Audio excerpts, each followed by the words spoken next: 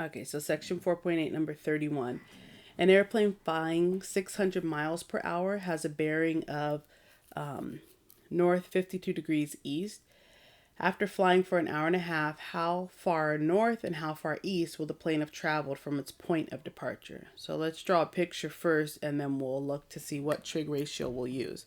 So it says it's flying 600 miles per hour with a bearing. If we start north, it's going 52 degrees east of that starting point. So let's draw that in. This is 31. So I'm going to draw just a little compass here. Northeast, southwest. So if I'm thinking about my point, whenever we're talking about bearings, we're really going from north and kind of going around in that sense. So I'll say generally talking about north. So if I start north and go 52 degrees east, so I'm starting here and I'm going to turn 52 degrees. So that would be about a little bit more than halfway. So this would be 52 degrees. Okay.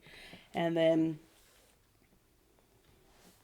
it says the plane is flying 600 miles per hour, right? So it's gone 52 degrees east, flying this way 600 miles per hour for an hour and a half. So if I think about, well, it started here and it's gone for an hour and a half, how far it's gone?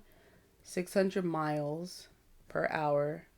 If I multiply that by 1.5 hours, right, then I can say, oh, okay, 600 miles times 1.5 is going to be 900. So it's actually gone 900 miles. So I can label this distance as 900.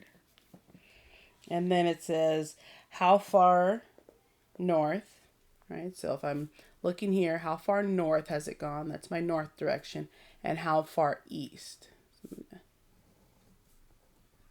So what's this distance here north? What's this distance here east? And now we have our triangle. We can find what N and E are using trig ratio. So I'm just going to draw my triangle down below. We have the hypotenuse is 900. Our angle is 52 degrees. I'm going to find the north direction and the east direction.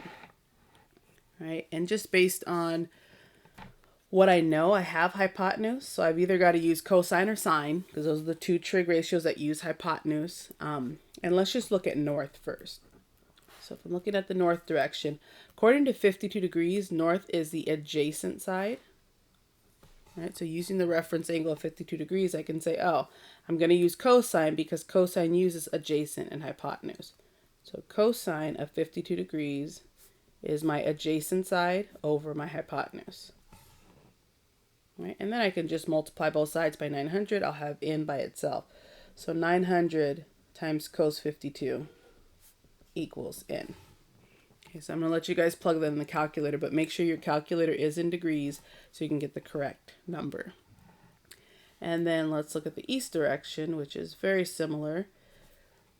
According to 52 degrees, east would be the opposite side. So again, I'm not worried about this, but I'm looking at the opposite side and I have the hypotenuse. I'm going to use sine because that's a trig ratio that uses opposite and hypotenuse. So sine of 52 degrees equals the opposite side over the hypotenuse. Right? And again, I can multiply both sides by 900 to get E by itself. So 900 sine 52 equals my east direction. Right? Once you plug those in the calculator, then you have your miles of how far the plane has gone north and east.